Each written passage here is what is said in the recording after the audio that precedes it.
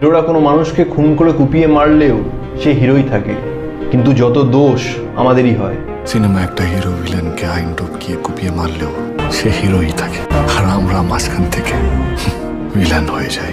কেমন আছো সবাই? আশা করি সবাই খুব ভালো আছে। চলে এসেছে আজকে নতুন এক ভিডিও নিয়ে। তো আজকে আমরা এই ভিডিওতে যে সিনেমার টিজারের রিভিউ করব বা রিয়াকশন দেব, সেই সিনেমার নাম হচ্ছে ধূমকেতু। তাহলে চলো শুরু করা যাক।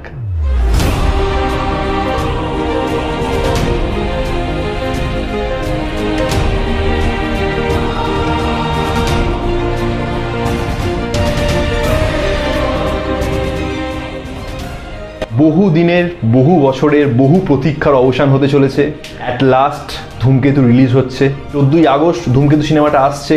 তার আগেই একটা ছোট্ট সিনেমার টিজার অলরেডি চলে এসছে। সেই টিজারটা আমার কেমন লাগলো সেই নিয়ে আজকে এই ভিডিওতে কথা বলবো। প্রথমেই বলি, 9 বছর যে অপেক্ষা, সেই অপেক্ষার সত্যি অবসান হলো। কারণ যে ধরনের অভিনয়, যে ধরনের ক্রাফট বা যে ধরনের মেকিং ধূমকেতু সিনেমাটা হয়েছিল, বারবার কৌশিক গাঙ্গুলি তার বিভিন্ন ইন্টারভিউতে তিনি মেনশন করেছিলেন যে ধূমকেতু সিনেমাটা একটা মাইলস্টোন হতে চলেছে দেবের কেরিয়ারের জন্য। যদি সিনেমাটা সাধারণ মানুষ দেখতেই না পায় তাহলে একটা বিশাল কিছু জিনিস মিস করবে। এবং সেই হিসেবেই যত দেব ফ্যান, শুভশ্রী ফ্যানের ভক্তদের একটা বহু দিন ধরে একটা চাহিদা ছিল যে আমরা ধূমকেতু কবে দেখতে পাবো। ধূমকেতুটা সত্যি ধূমকেতুর মতোভাবে আমাদের সামনে এসে পড়েছে এবং হঠাৎ করেই আমরা জানতে পেরেছি যে ধূমকেতু সিনেমাটা রিলিজ করছে 14ই আগস্ট। এবং তার জন্য যে টিজারটা বেরিয়েছে, প্রতিটা অংশে আমরা শুধুই দেব আর শুভশ্রীময় দেখতে পাচ্ছি। যে ধরনের কেমিস্ট্রি, যে ধরনের ভালোবাসা, যে ধরনের প্রেম আমরা আগে দেখেছি বিভিন্ন সিনেমায়, মানে সেই সিনেমার নাম বলতে গেলে পুরো ভিডিওটা এতেই বলতে চলে যাবে। তারা এত সিনেমা করেছে একসাথে এবং প্রতিটা সিনেমা সুপার ডুপার হিট, মানুষ প্রচুর ভালোবাসা দিয়েছে।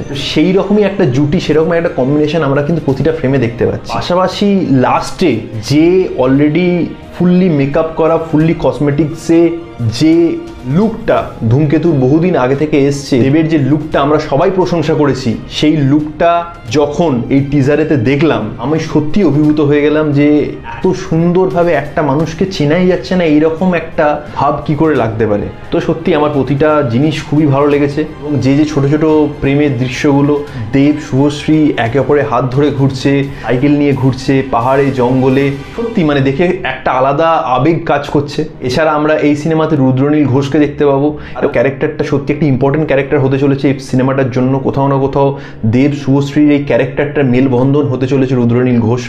এবং এত বছর পরেও যে তাদের প্রেম ভালোবাসা সেটা নিয়ে যে কথা হয়, সেই রকমই একটা সিচুয়েশন বোধ হয় ধূমকেতু গল্প। দেখা হচ্ছে পরের ভিডিওতে। ততক্ষণ তোমার সবাই ভালো থেকো, হ্যাপি থেকো, and stay with cinema. Thank you.